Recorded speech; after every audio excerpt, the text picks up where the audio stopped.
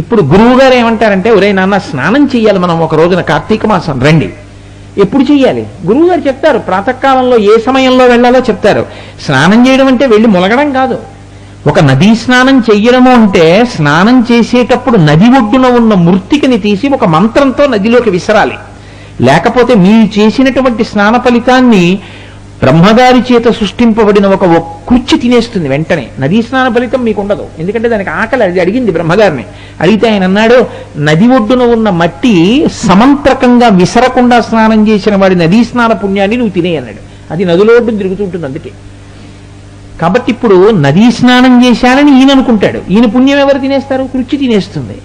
కాబట్టి ఇప్పుడు గురువు గారు ఏం చేస్తారు, ఇప్పుడు ఈ మంత్రం చెప్పండి అని నది ఒడ్డున నిలబడతారు. ఆయన చెప్తారు, శిష్యులు చెప్తారు. ఆయన విసురుతారు, శిష్యులు విసురుతారు. గురువు గారు స్నానం చేస్తుంటారు, శిష్యులు స్నానం చేస్తుంటారు.